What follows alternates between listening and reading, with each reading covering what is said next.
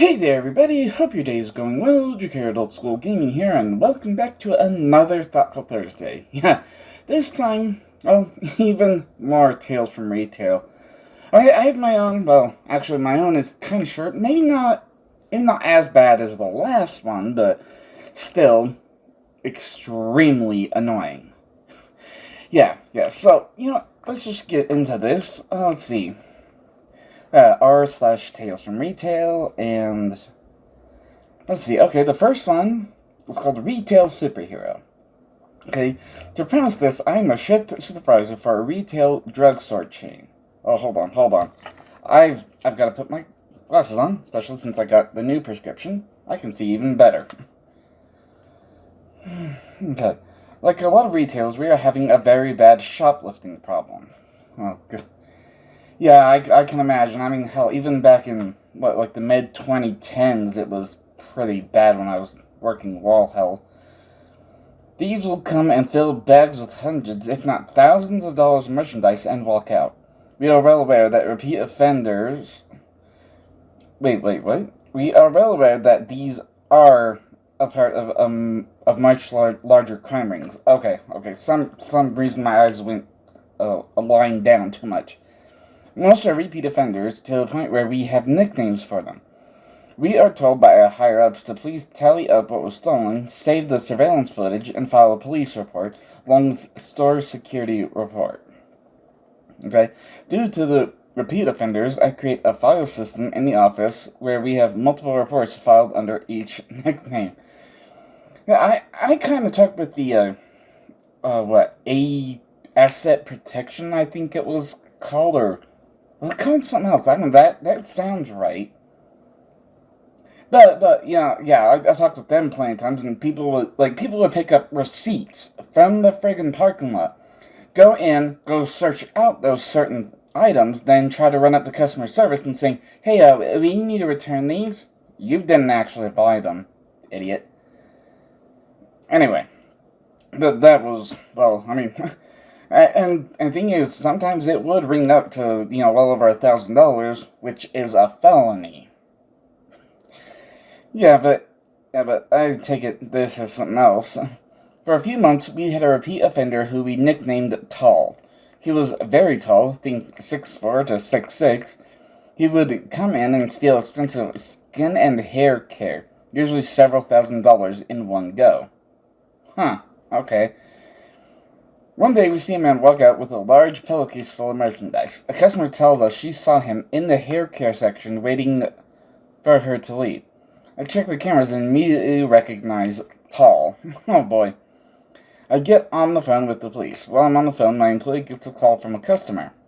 It's a man stating that the thief is at the park near the store. Huh. You hear a little girl in the background yelling, "Daddy, the bad man is in the bathroom." I relayed the message to the dispatcher.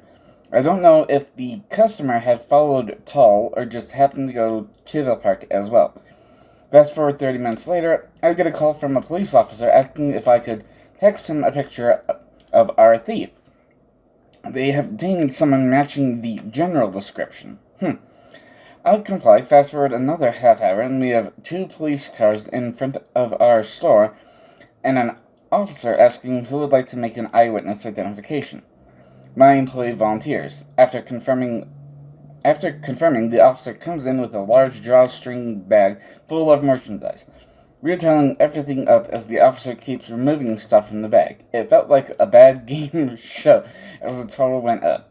In total, nearly $2,000 worth of stolen merchandise. Yep, immediate felony. I grab Tall's file and give the officer all the other police reports we have on Tall, but this is only the beginning. Oh no, where's this going? A few days later, I received a call from an investigator with the police department. She has a few questions about Tall. She also mentions his girlfriend. A few days later, she sent me an email stating that other retailers also have cases open with a suspect matching Tall's description and his girlfriend. Some are confirmed, others are in the process of confirming. Everything is slowly piling up. Damn, dude, is it really worth it to do that? Because, I mean, Eventually, it starts to catch up with you, right? Or at least you would think. This week, the investigator paid us a visit. She told us that Tall and his girlfriend have been charged with multiple felony counts, right? I won't say the exact number, but it's in the oh, damn. Damn. That not only are you going to be rejected on most like even rental applications, you're just going to be completely rejected. Like what the hell was the point of that? Was it the thrill? Was there some actual purpose to doing all this crap? Their bail has also been set at a 7-figure mark. Oh hell yes! Well, then again, maybe that's not a good thing because now not only they are being taken care of on taxpayer dime, they're not actually contributing anything. Well, the prisons can sometimes have the inmates do some work that actually benefits society, but I don't know how common that is anymore. Okay, so 2 prolific thieves got arrested and multiple cases were solved, all thanks to an observant customer who decided to call and let us know. Not all heroes wear capes or have martial arts skills. Some are armed with a phone, and their superpower is being observant. As for the customer, he has never come forward, so we've never had the opportunity to thank him. Oh, well, that's kind of a shame. I mean, well, it is what it is. Okay, so let's see. Let's go on to the next one. Bottle returns. Okay. I work as a supervisor at a small convenience store. In my area, there is a law where if we sell a product that is eligible to be returned for a bottle deposit, we must take it back if asked to. However, we are also directly across the street from a large grocery store that has redemption machines. Oh, so like a recycling type thing, like get a bottle of shampoo and then, well, the shampoo is gone and it's out and nothing more, so return it for a small deposit. That could be a good incentive for recycling in some areas. The other day, an older woman comes in with her husband to buy some stuff and return some bottles. She is notorious for doing this, usually when we are busy. When my cashier saw her come in the store, she asked me to stand behind the register with her in case there was any trouble. Of course, I said I would and pretended to be looking over the schedule. Nice. She rings the lady up for her purchases and then starts counting the bottles and cans. Comes out to be worth $2.40. My cashier tells the customer she will process the bottle return today, that if she comes back next time with over $1 worth, we will refuse to do it and send her across the street because they are better equipped. Okay, that sounds reasonable. As expected, this woman starts throwing a hissy fit. She brings up the fact that it is illegal to refuse her, and that if we do, she's going to call the state police to report us, and we'll all be fined. Oh, you should just immediately shut her down. Fine then. Take your get the hell out. Go ahead, call the police. Go ahead. Go right the hell ahead. My cashier apologizes and mentions that the only reason she suggests for her to go across the street is that it will be quicker for the customer. She hates this idea too. She says that obviously we hate her and don't want her business. Honestly, at that point, I would just say, yeah, you know what? You're right. Shut down. Get the hell out. Just go. Take your crap. Get the hell out. If you're going to be like this, if you're going to be a grown adult throwing a hissy fit over me trying to explain to you that we are a small place and we can't process all this crap at once, get the hell out. My cashier tries to explain, but the customer keeps cutting her off, talking about how nobody cares about her anymore. Eventually, she starts yelling about how everybody she ever loved is dead now because she's so old. Well, if you are really that old, you should be smart enough to know when to listen to other people about how to act at their goddamn business and not throw a goddamn hissy fit. God, shut the hell up. Now, don't get me wrong, I felt a little bad about that. However, I also felt it was unnecessary for her to try and use that against us. Right. After a few minutes of this, the transaction is over and she eventually leaves. I still don't understand why she doesn't just go across the street, but I guess we'll never know. Oh, because she expects you to wait on her hand and foot, and she knows that some automated machine isn't going to do that. Probably. Ugh. Well. Maybe I should stop reading these stories. I'm getting a little too heated about this. Anyway, okay, so next one's a bit short. Okay, lady hated being called when she was next in line. Sorry, what? Okay, I'm a shift supervisor at a thrift store in the U.S. Okay. The other day at the registers, there was a woman who was waiting in line while on her phone didn't notice when my cashier called her turn, so he called her again. Apparently she took great offense to this and started doing the whole Karen routine while my cashier was trying to explain that he didn't mean any offense, and I ended up stepping in after about 10-15 seconds of her increasingly rude nonsense. Thank you. Thank you. You seem like a good supervisor. Then she decided to wait and use a different line instead. Me and the first cashier just looked at each other confused. Yeah, what the hell? It's like, you're next in line. You are next in line. Cause I mean, hell, I am very, very soft-spoken. Hell, with every single video, whether it's like this or a Let's Play.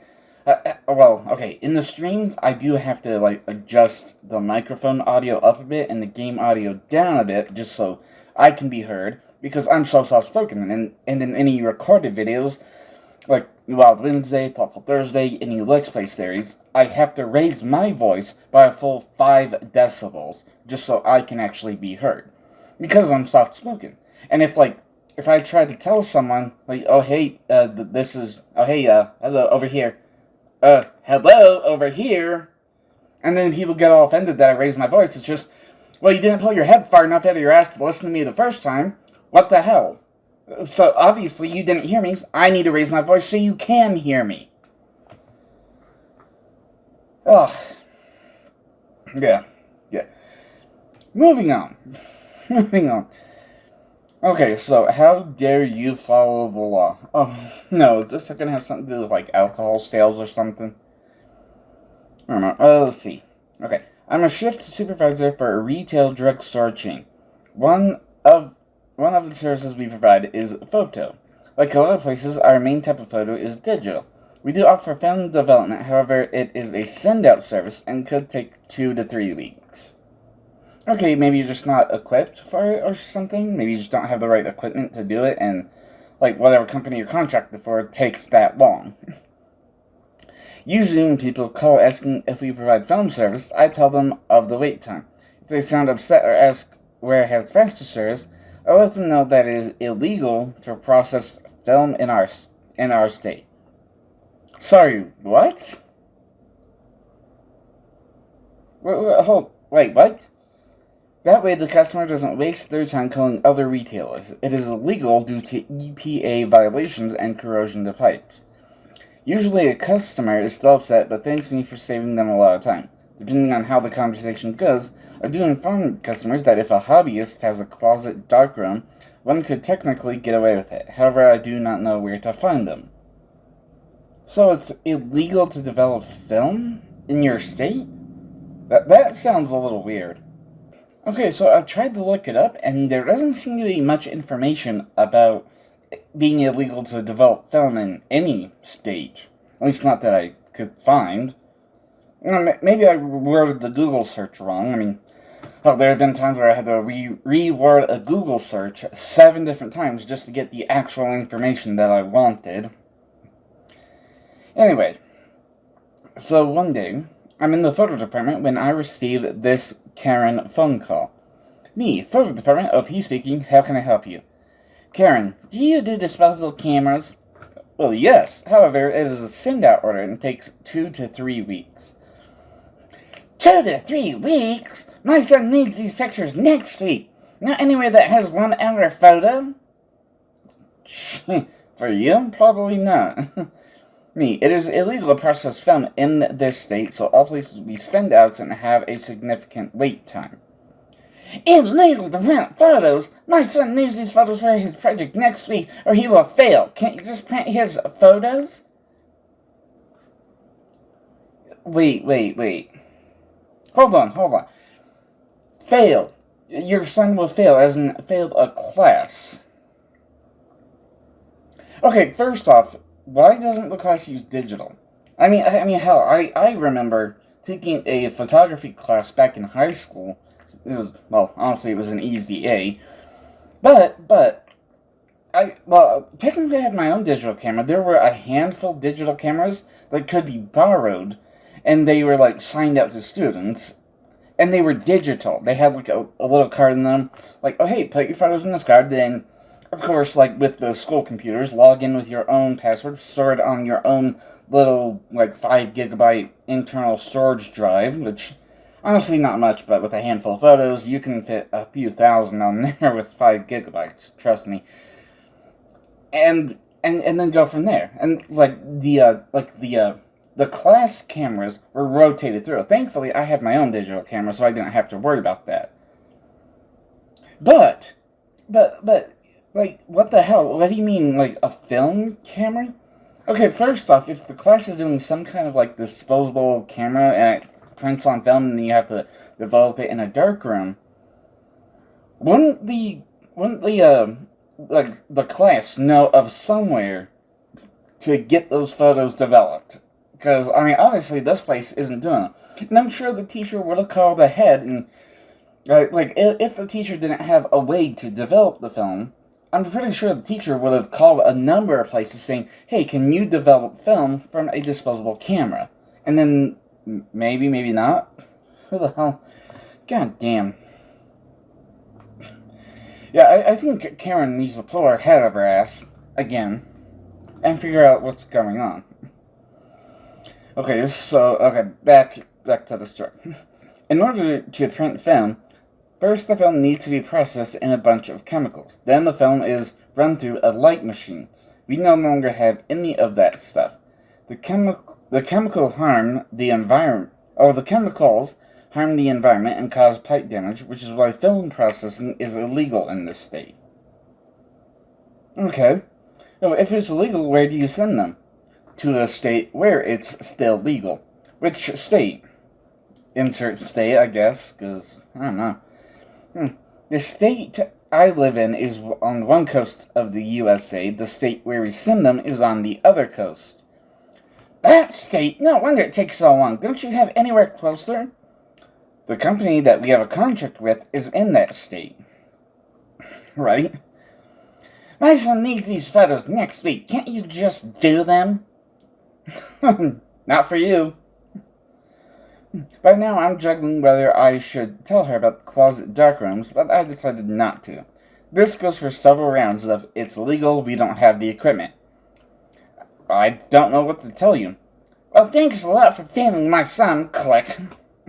Hate the law, not the messenger. Okay, there's some kind of an edit. Okay, just to clear it, there's no specific wording in my state that says film processing is illegal.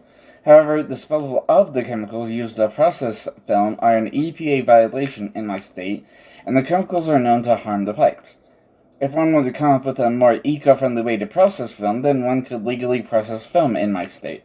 However, given that the current chemicals are illegal in my state, one can say it's illegal to process film in... Okay, so it's not the processing of the film, it's the chemicals used to make the film, or to, like, render out the photos and make sure they're viewable. That's what makes it illegal. Okay, now I can kind of understand. I guess you're in California or something, and then, like, so on the other coast, I don't know, Virginia, maybe? Or maybe it's vice versa. How will I know?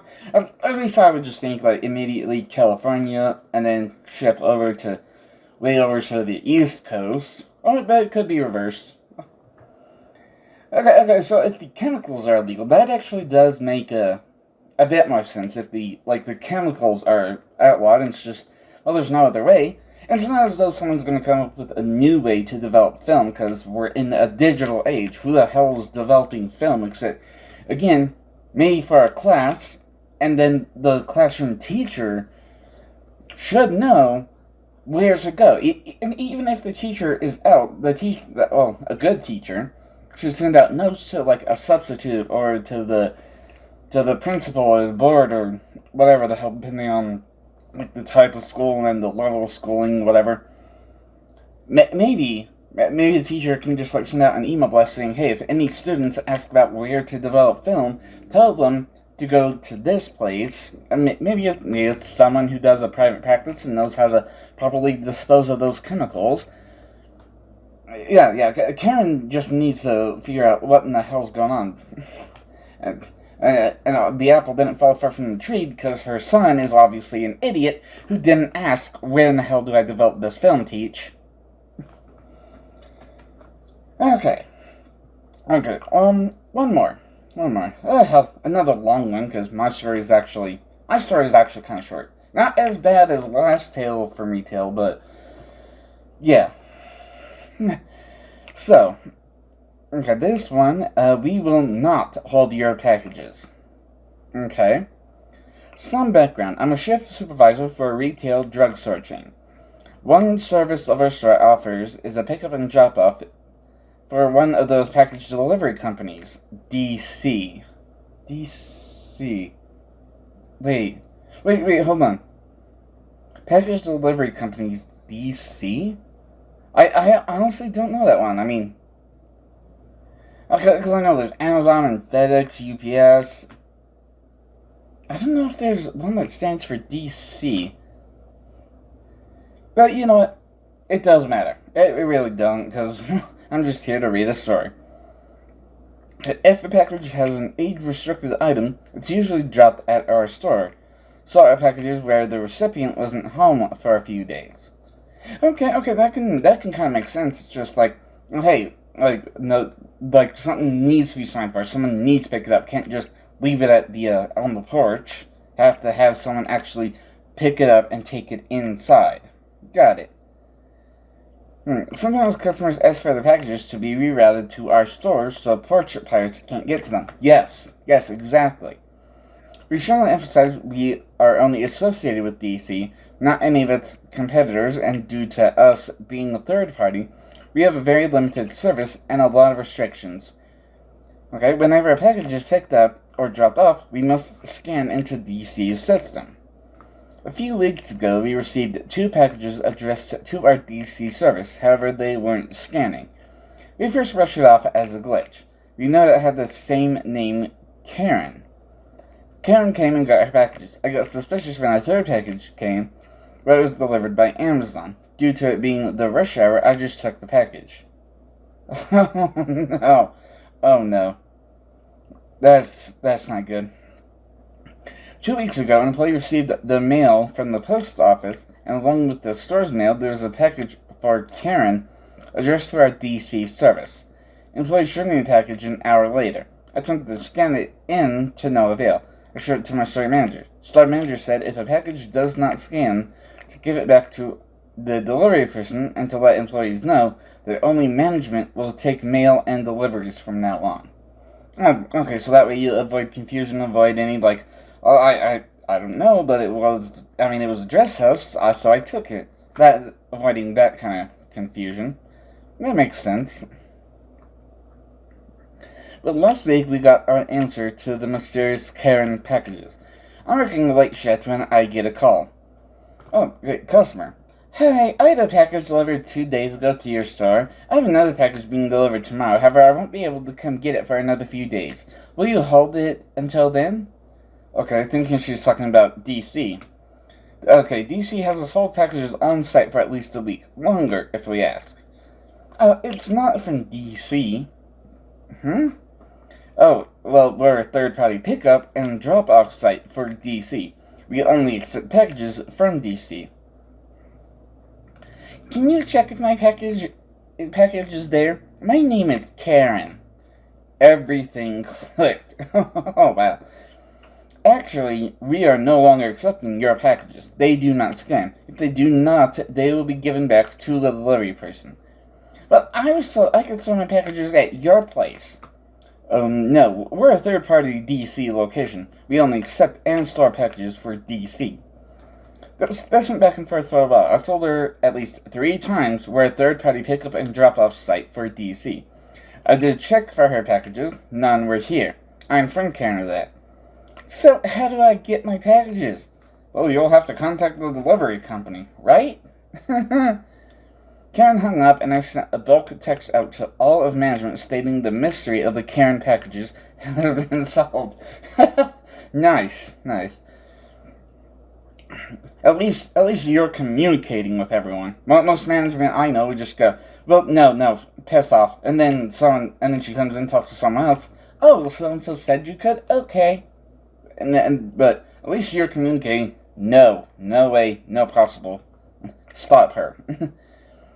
She's using our DC service for her personal package storage and to not receive any and to make sure employees don't receive any. I had the next 2 days off. However, when I returned, my colleagues had a crazy story to tell. Oh no. Okay. Karen had come in looking for her packages, claiming that I, specifically mentioning my name, stated she could and that I could print out a DC label for her.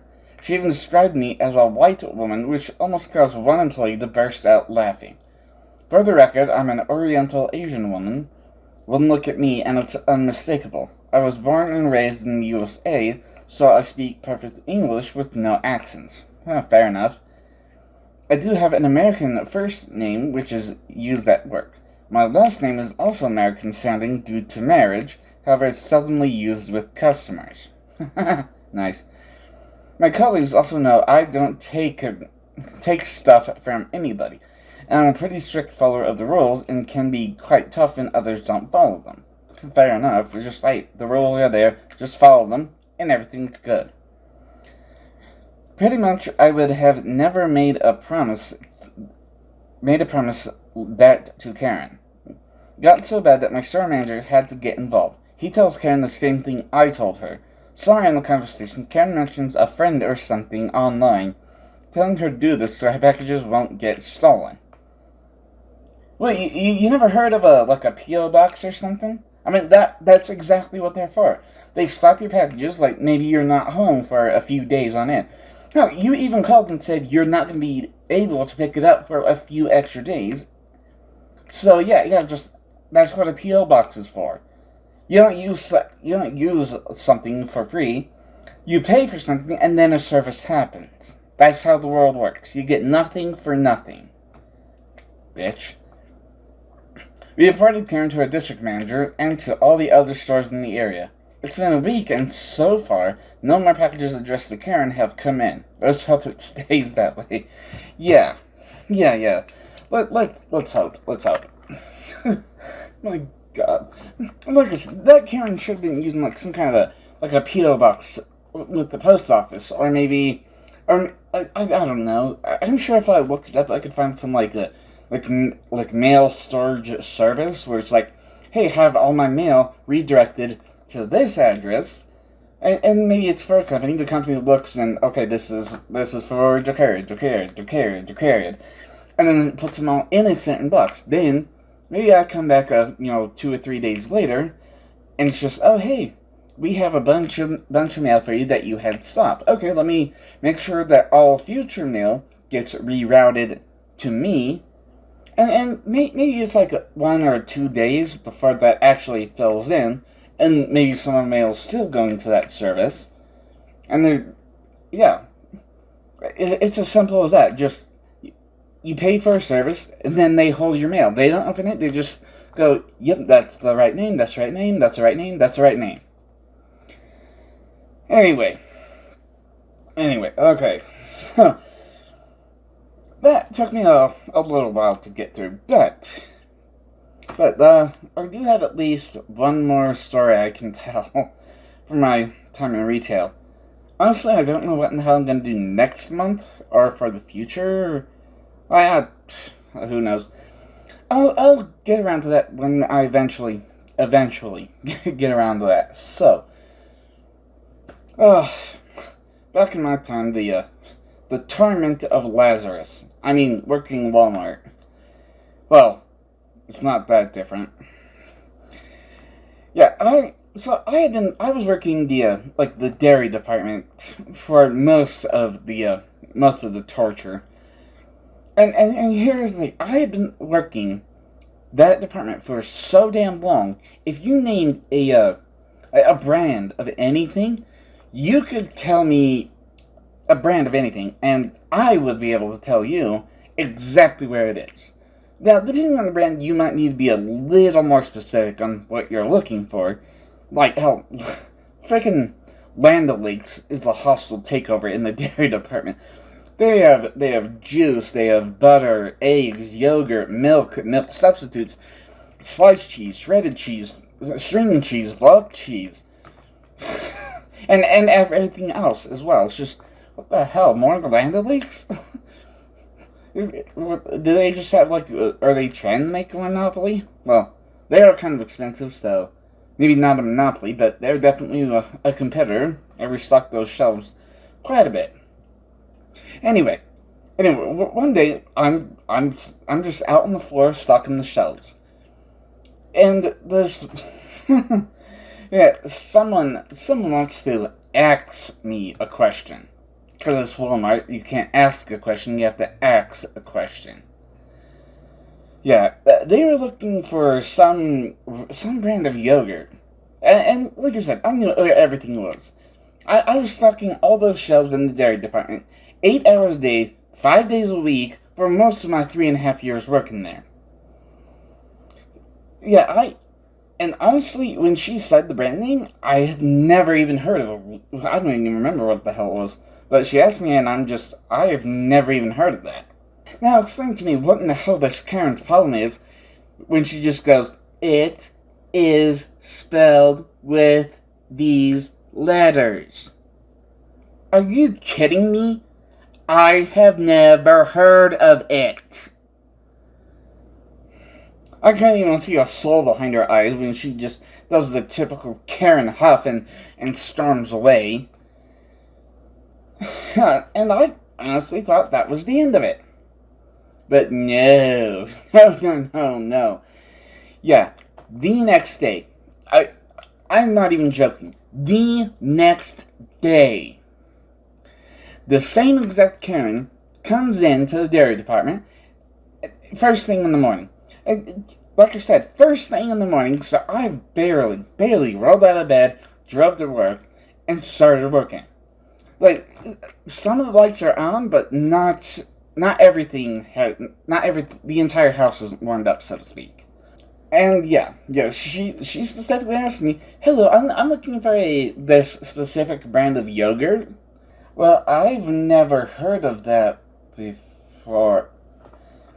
In that moment, it clicked. I'm just, wait a minute.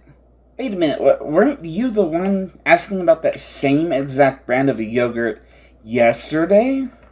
Well, they have it at King Soopers. I beg your pardon? What the hell are you doing shopping here then? This ain't no goddamn King Soopers. Why are you bitching at me because another place has it, but Walmart doesn't?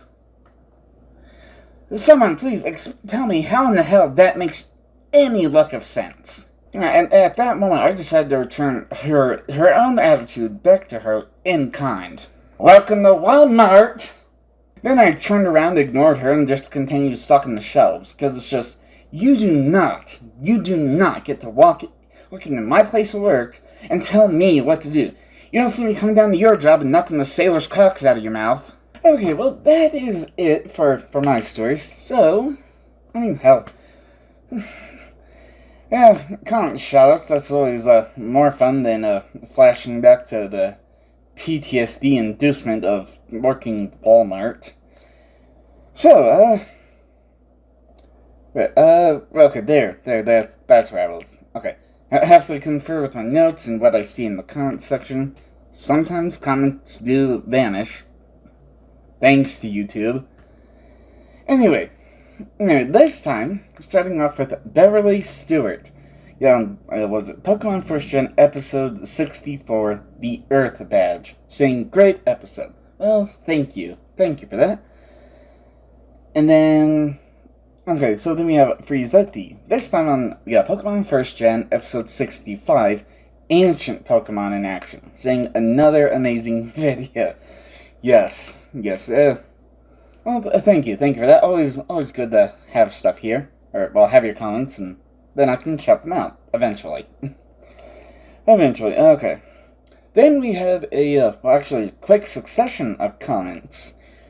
from Shay's Thrifts. Really hope I said that right. It seems... well, whatever. Whatever. So the first one is on... Oh yeah, the Super Smash Bros. Melee live VOD. The first one, which was jumping in completely blind. Saying... And yeah, Shay's Thrifts just says, good stuff. Oh, thank you. Then, on... Okay, right, on a different VOD, this time the Super Smash Bros. 64 Live, starting from the beginning, saying, sup, bro? Well, not too much. Thankfully, the Secret 6 game is getting some progress, it's just extremely slow because it takes so long. Well, I mean, like, setting up for recording isn't too bad, but the recording and then the editing takes so damn long. Then have to wait for it to all render out, and hopefully, by the end of February, the massive project I want for Intermediary Vlog 5 will be done. Hopefully. Oh yeah. Yeah, I should stop rambling about that and actually just move on to the next comment and get on, so that way I can actually get it done, instead of bitching about it. Another comment from Shay's Thrifts.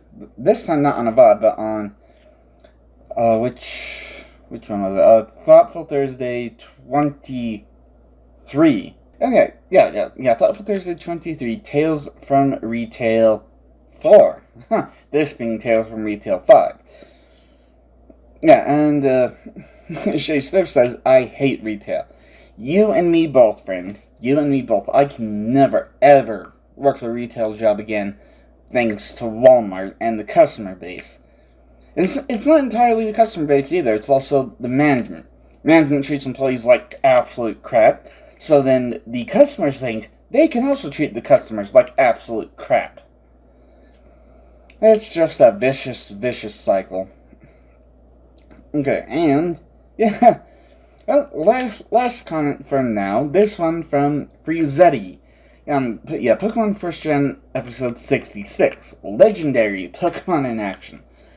Frizetti says, great episode, such a fun trio watching these. Right, yeah, with the Dratini, Articuno, Zapdos, or if you want to go with my nicknames, it was Itigumo, Sodeno Shirayuki, and Gunryumo. Yes, it was a lot of fun using those three, plus the others that had to be in there, but yeah, it was quite the journey, quite the fun journey.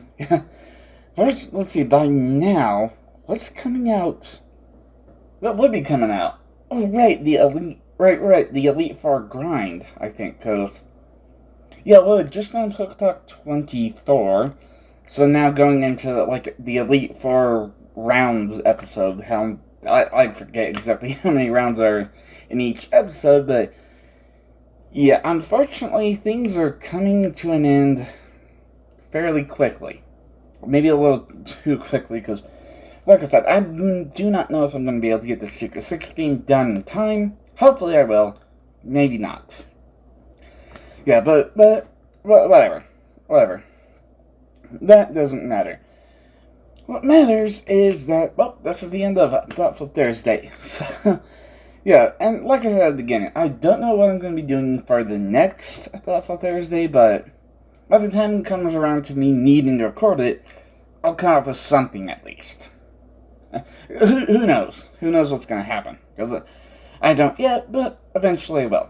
So I will see you there, and yeah, well, I definitely hope to see you there. So if you have any ideas for a Thoughtful Thursday, put in the comment section down below. If I can talk about it for at least a few minutes, I'll do a future, at the very least, I will mention it in a future Thoughtful Thursday.